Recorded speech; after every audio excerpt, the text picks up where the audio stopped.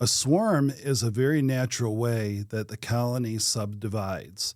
And part of the reason why they subdivide is they run out of room within that hollow of a tree or within our own beehives that we have them in.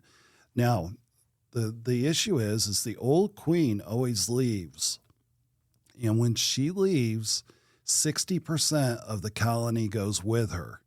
Now, I want to go to the telestrator here now. So let's just say that this hive is the one that is going to be the swarm. When this hive swarms, 60% is going to leave. Now, if you have other hives, this hive here and this hive here and this hive here will most also have worker bees that go with the old queen as she's swarming. And now you've brought roughly, we'll just say 5,000 bees from the original hive. Now you get another 1,000 here and another 1,000 here and 1,000 here. Now you've got a very big swarm out here that's going. So when you start losing bees from these other hives, that's going to affect the honey production on those. So that's why I wanted to talk a little bit about this tonight, is that we not only lose the nectar production on the main hive, but also the ones beside it. And I have seen swarms that have been as long as I have, as long as I stand high, 6 foot plus, and a cone like this at the top that goes right down to a point 6 feet down. And that one time that happened, I was able to make about 5 different hives out of that swarm. So if you can eliminate swarming, you're going to improve on your honey production, and you'll also get in front, is what I'm going to try to help you see tonight, is you'll get through this and be able to have more healthier hives by doing the following. When the new queen emerges, the old queen is gone. And that is, let's go to picture 13, Brian. All right, these are the peanut looking. That's weird looking. That's a good description the peanut, for it. Shell looking comb there. Those are queen cells, Brian. So in this one here, we've got 1, 2, 3, 4, 5. They're always going to be at the bottom of the frame or on the sides. And so those are the queen cells that we're looking at there. Now, when one emerges, it will go over and go halfway up on the other queen cell and chew through it and kill that queen that's there. Because only one queen can survive. And the colony has developed several cells here in the hope that one of these will emerge and that they'll be the new queen. The others are just are going to get taken out by the first queen that emerges on that there. That first queen comes out, kills the other queens off, and then boom, back into the mating flights. And this can be, several, maybe 2 weeks of not producing any eggs within the hive. So when you have that loss of bees from the swarm, not only that, but now you're not going to have any eggs that have been laid during this time, and you're going to have a weaker colony. So making sure that when you're going in to do your hive inspection, you want to go in and strike those queen cells. Let's go back to that slide one more time here. So what I would do if I was seeing this onto a frame, I would use my hive tool and just strike through those and know that I've got that swarm under control for that particular hive. Now, there's reasons why they have created these queen cells. And Brian, most of the time it is that there's not enough room within the hive for all the bees. So the colony is quite large, and they've got to grow. And the only way to grow is to split and do a swarm. So we have to be, as beekeepers, very diligent on what is happening within the hive itself. Let me throw in a quick question from Joe. It might be appropriate here. I'm not sure what he's talking about, but you're the expert. All right. Is a walkaway split the best way to mimic a bee swarm? Now, Joe is in Eastern Shore, Maryland, so I'm not familiar with that term, walkaway split. A walkaway split is a use of 5 frames, and what you have is 3 or 4 that have brood or some form of brood, from eggs to capped cells, and then you have 1 or 2 frames of honey and pollen. And that's typically something that you do as an overwintered. You can do it in the springtime, but the bottom line is they're pretty much self-sufficient with a walkaway. That's the reason why they're called a walkaway on that. And somebody else mentioned walkaway, so I think that might be a question that several people are glad you answered. All right. Okay, so when does swarm season begin? Swarm season begins almost the minute that the maple trees are the first trees to bloom in most of the U.S. here.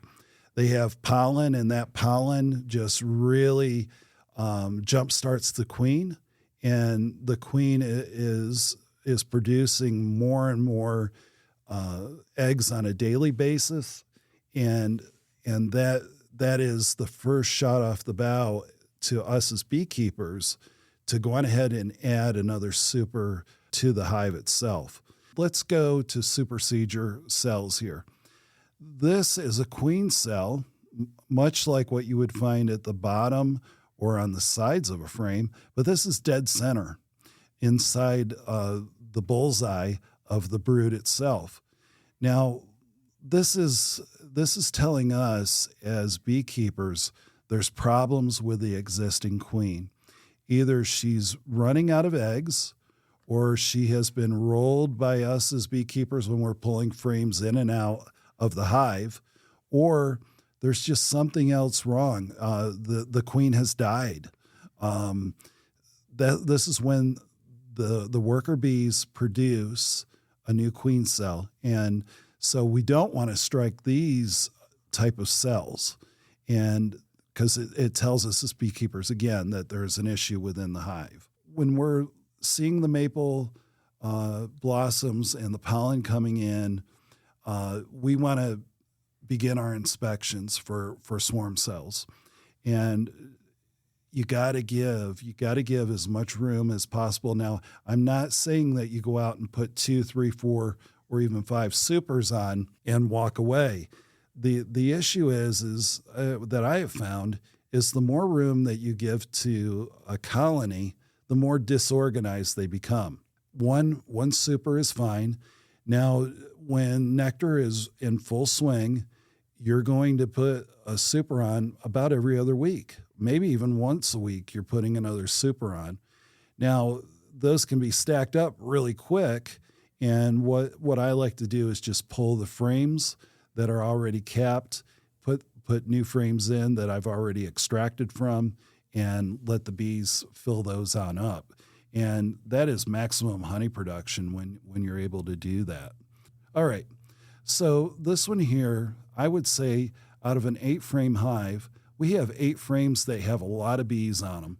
The outside 2 are still being developed, and most likely the comb is partially done more than it is. So at this point, you got to put on another super. Some beekeepers say 70%. When you see 70% of the bees on the frames, then that's time to put it on. So let's just say anytime above 70%, you got to put on another super, and that way you give enough room, and there's no need for your bees to swarm. And remember, swarming does cost you money if you're trying to sell your honey, because it's going to reduce that dramatically. All right. Does a slated rack help at all? Is that related to this conversation? I'm not sure what a slated rack is. Slatted rack. Slatted rack, okay.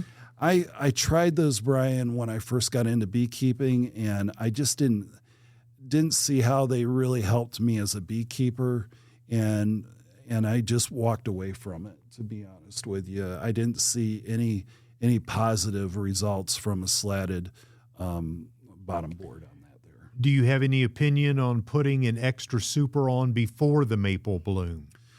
Okay, so if you do that, what happens is that's a colder time of the spring or late winter, and those bees have to go up to keep warm because heat rises, and they have nowhere to. When bees are cold, they go right into the cells, and then the bees go around the outside of them and keeping them warm. So they keep running a circular track in and out.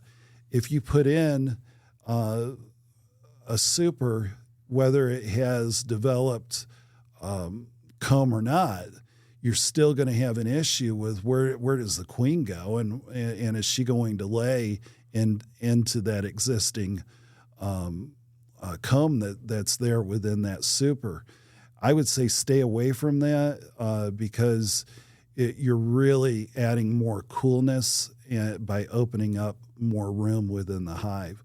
So wait until you see the temperatures going in the right direction. And the other big thing is just watching your brood going down instead of going up into the hive. And that's a great time of transition within the hive. Is they're up high trying to keep warm. Now they're working their way down because it's getting warm and they want to stay cool. So that is my suggestion on that is don't get too in front of the nectar, because you got to have pollen before the nectar is going to come out. When we're talking about swarms, we're also talking about preventing swarms. And part of some of the beekeeping techniques that can be done is to split the hive early in the springtime, which is right now.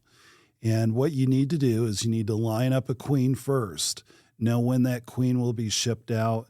I know we offer next day delivery on it, so get your queen in your hand and then go about splitting your hive. Now, what I would typically say is if you have just one other hive, you would take four frames out of that, put in some other frames in place of the ones that you take from the first hive, and then take 3 or 4 frames from the next hive. And then you're ready to really have a good, strong split of that new hive, and you would put the new queen into the new hive. Now, before you do that, you want to lightly smoke each frame of brood, so that will erase the queen pheromone. This will allow the cleaning of the pheromone from the bees there. The smoke does a really good job.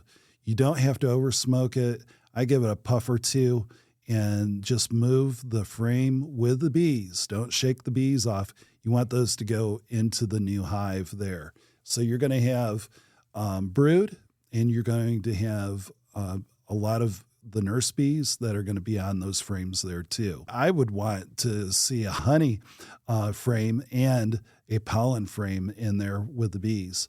And once I get those in there, put the queen in the cage. Do not put the queen out of the cage because they got to get used to her pheromone. And I would seal up that hive with some kind of screen so that there can be some ventilation going in. And I would leave it in there for 2 days. And then once the 2 days is up, go on ahead and take the screen off, and you're good to go with that new split there. And Gary's wondering in this process, at what point does the queen excluder come back into play? Yeah, that's a good question. First of all, you got to replace the super of sugar water honey or thereof a blend of natural honey and sugar water honey for that overwintered. All right, you got to get that into place first. And then you'll put in the queen excluder once you go to put on that second super for the honey.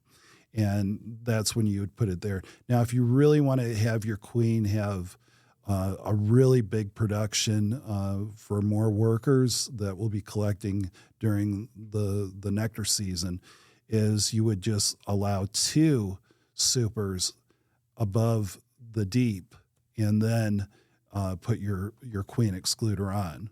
And that way she has a lot of room to lay, and all above is yours for the honey season on that there. Okay. I would say that would probably be somewhere here in the South, probably the middle of April. And as you get up north, you'd be looking at more like May the 1st. Now, my big timeline for here in the South is May 1st. You don't do any more splits. You don't do anything that would take away the productivity of the hive. And so do your splits and everything before May the 1st. And they'll be able to recover and be ready for the winter season to come, because that's going to be the biggie on a split. All right, so how do you catch swarms? First of all, you got to be ready. Swarms can happen. Even when I had, some of our bee yards that only had 50 hives in them, I would come out in my truck and park there and be getting my protective coverings on, and then see a swarm take off. And they weren't small; they were really large swarms that were taking off. So you got to get in every 2 weeks, take a look at your frames, look for those queen cells. All right, so you have your local police department that calls you and says, "Hey, you a beekeeper?" And you say, "Yeah," and you're wondering, why are the cops calling me? And what it is there's a swarm at the drive-through of a bank. I've actually taken a swarm out of a ATM that was all over on an ATM, and it shut down the drive-through and all. So It was a little comical, Brian, on that there. All the blue lights flashing and red cones, orange cones out, and here I come into mayhem at the drive-through. If you want to catch swarms, you got to be ready. You got to have the equipment, and we're going to go through that.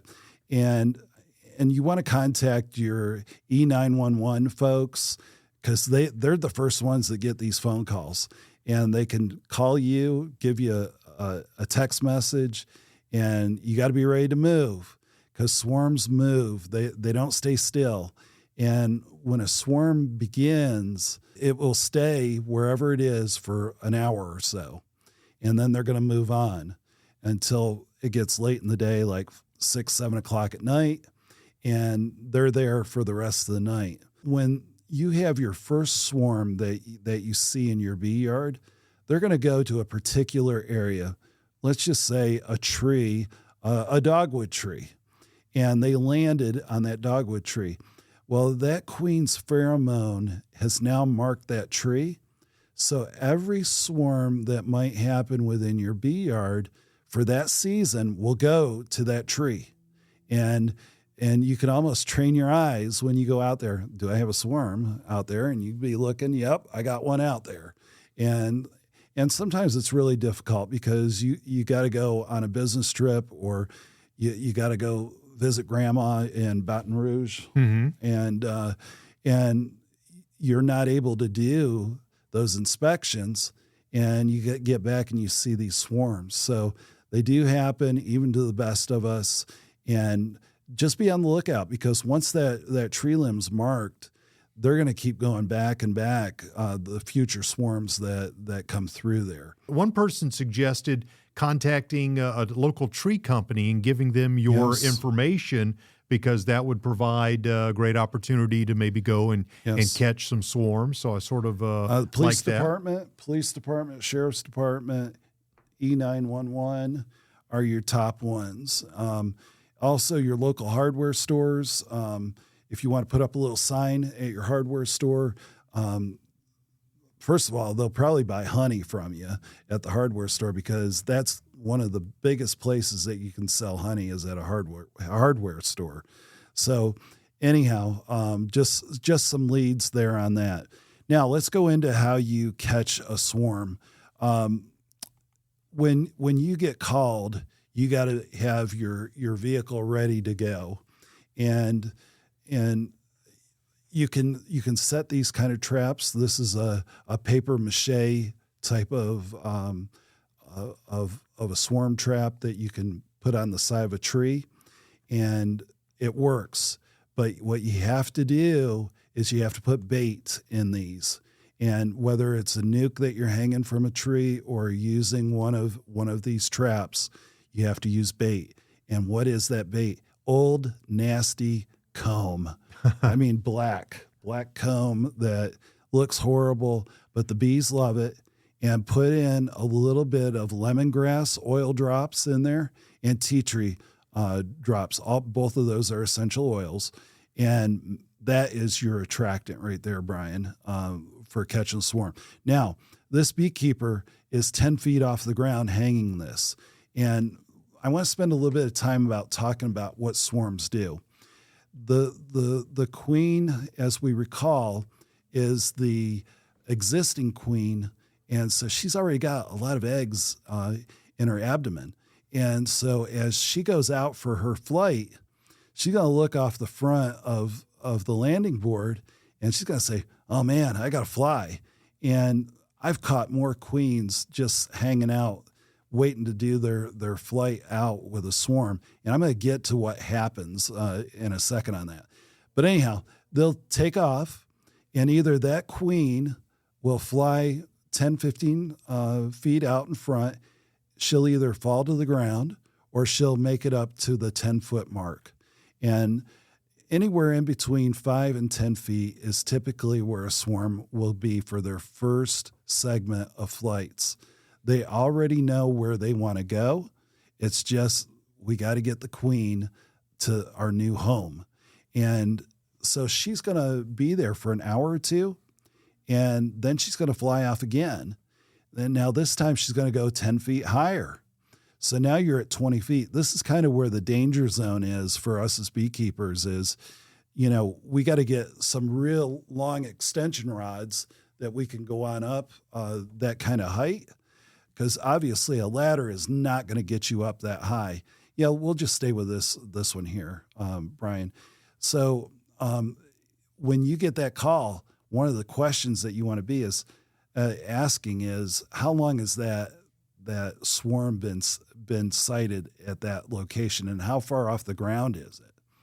And people are sometimes in adrenaline rushes, and you can't get the full story because they're just going out of their mind that they got a swarm in their backyard or front yard. And so these swarms can end up 50, 60 feet in the air, hanging out on a tree late in the afternoon, still waiting to get to where they want to end up, Brian. Since you mentioned late in the afternoon, is that sort of an ideal time to capture the swarm because they're pollen gathering opportunities are done for the day, or do you just strike when you need to? Well, what I found is swarms will typically start somewhere around 11 a.m. When it's starting to get warm out, and they pretty much will wrap up by 6 o'clock that evening. They're not going to go anywhere for the rest of the evening at that point. They're full of nectar in their bellies, so they're happy bees. They're not out to sting you. They're just trying to get to where their new home is, and this could be miles away, or it could be just a few hundred yards away. And one good comment, not that we haven't had, they've all been good comments, but this one caught my attention from Airbuck UF. Make sure that they are bees and not wasp or hornets. So, yes. Yeah, don't be fooled. That's a different story. Yeah. We assume that as a beekeeper, you know the difference, but don't think that you're just going to run out and start capturing the swarm and then discover, oh, wait a minute, those aren't nice, sweet Italians from Mountain Sweet Honey. Let's go back to the bee yard and let's just start with what we're going to see when a hive swarms. All right, so all of a sudden you got this explosion of bees coming out from your entrance reducer, and they're just flying out. And this is what I call the Indiana Jones moment, Brian, where they, remember at the Treasury where all the rats came running out. Well, these are bees instead. And all these bees want to do is get up in the air and wait for their queen and take off to where their new home has already been assigned that they want to go to. All right, so the queen will eventually come out on the bottom board. You just got to hang out to the side of the hive and just wait. And what I use is a queen clip, a metal queen clip, and I'll capture her there. And yeah, there you go. That's what I use right there. That way, if I want to put her into a nuke box and take some of the swarm with me, I'm going to take it, 3 to 5 miles away and then allow her to acclimate to there and then bring her back a week later into the bee yard, and we'll have a new hive there at that point. When these bees have all come flooding out of the hive, they're just going around in circles, Brian, just around in circles. They're just waiting for the queen. And like I said earlier, the queen is really full of eggs, and all she wants to do is get to that first landing spot. And if she lands on the ground, it's actually pretty easy. I've got down on my hands and knees and just kind of used my glove just to move the bees back and forth. Again, they're not going to get after you at all on this. They just want to get to their new home. And when I find the queen, I'll put the clip around her, and then I will either take her back into the hive or into a new hive and allow some of that new cluster of bees to go in with her, and then I'm going to seal it up and take it away. Now that's going to leave about 70% or so of the bees looking for their queen. And when they can't find their queen, they're going to go directly back to the hive they just came from. So when we were looking at that diagram on the telestrator, Brian, earlier, they're going to go back to those 4 other hives and say, hey, life isn't so bad after all. And they're back, they're rehomed, and happy as can be. So placing the queen into a new hive is the best thing to be done, because remember, you have the new queen that's going to be emerging within the next day or so, and you already have a queen that's going to go through and be the new queen for that hive. And just remember, you got to take that new hive 3 to 5 miles away for a week and then bring her back, and all is well at that point. If you get one of those giant swarms, and you'll know when you see a giant swarm, you'll stare at it. No words to be said. You're in shock. You're in awe. So that's what you feel like when you see one of these giant swarms. You go, oh my gosh, I'm going to be able to make 5 or 10 hives out of this. I got to find some queens though.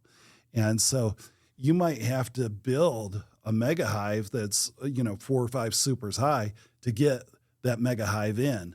And I would put that queen in there with them, order my queens, and then subdivide it into 5 or 6 or 7 hives, and take those bees on the frames, because you're going to have those in there while you're waiting for your queen to be delivered, and then just put them into the new hive, seal them up for a day or two, and come back. Make sure you're feeding them. You got to make sure, otherwise they're going to leave you. You got to be feeding these swarms. And now you've just went from 2 or 3 hives now to 8 or 10 hives, Brian. So you can really, really expand your apiary if you hit the mega jackpot on this here. Okay, this one beekeeper on the left has a limb lopper, And what this is it's just a big shear that will cut that branch. And the second beekeeper can take that down and just shake it very quickly into a nuke box or into a hive. And then as long as the queen's in there with them, they're going to be happy and they're going to want to stay right around that queen. The other thing that you're going to need, let's go to the next slide here, Brian, is a ladder. 10-foot ladder is a must if you're going to do this. If you see too in this beekeeper's left arm, there's an aluminum pole with a bucket on it. And what this beekeeper is doing is she'll be able to get up on a 10-foot ladder and then use a 15-foot pole with this bucket. And if she puts that bucket, go back a slide here. If you were to put a bucket up underneath this swarm and just hit it really quick and hard, they'll all fall right into the bucket, and she'll lower the bucket down and just dump them into their new home. So you'll need a limb lopper, a pole with a bucket attached to it, and a ladder at a very bare minimum on getting a swarm. Those are the three things that you got to have. And, of course, some protective clothing, too, is an absolute on this, too.